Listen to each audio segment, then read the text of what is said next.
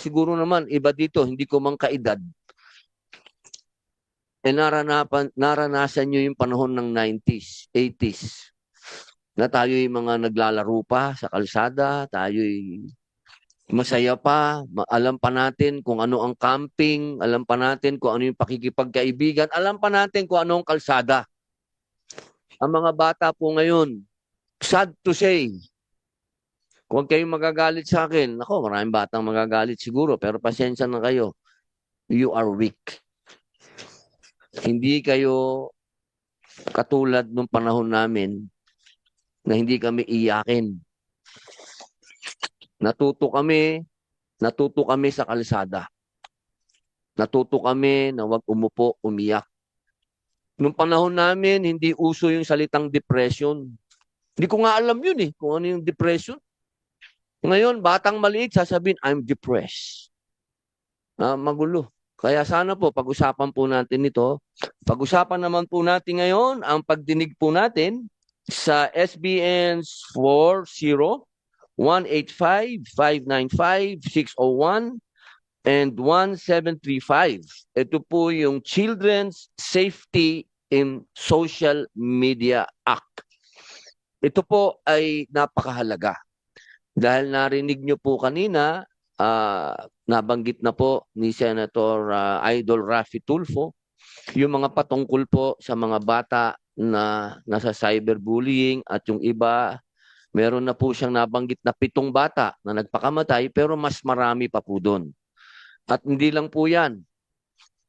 Marami na pong mga bansa na sa kanilang palagay ay hindi na po nakakatulong ang social media sa mga batang ito. Nandiyan po ang bansang Australia, France, Italy, Malaysia, ang mga Scandinavian nation.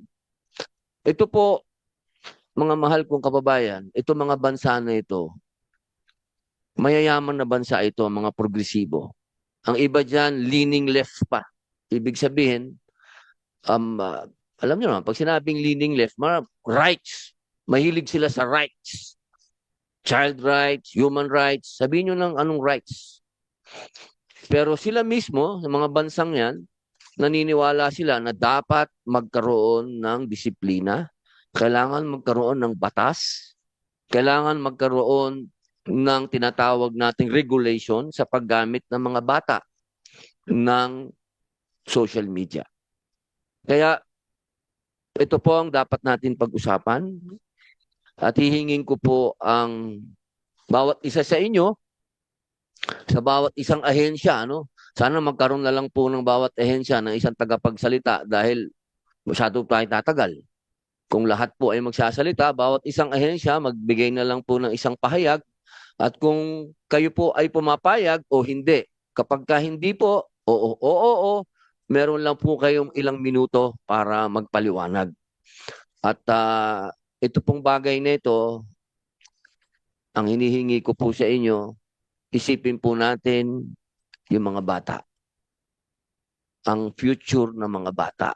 Kinabukasan ng mga batang Pilipino.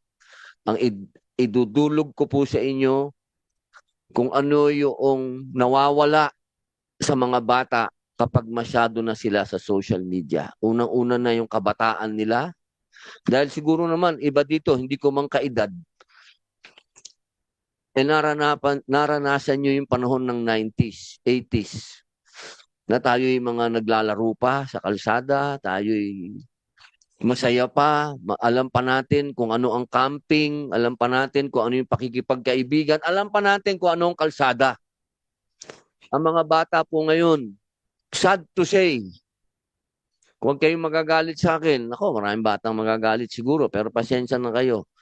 You are weak. Hindi kayo katulad nung panahon namin na hindi kami iyakin. Natuto kami sa kalsada. Natuto kami na huwag umupo, umiyak. Nung panahon namin, hindi uso yung salitang depression. Hindi ko nga alam yun kung ano yung depression. Ngayon, batang maliit, sasabihin, I'm depressed. Magulo. Kaya sana po, pag-usapan po natin ito,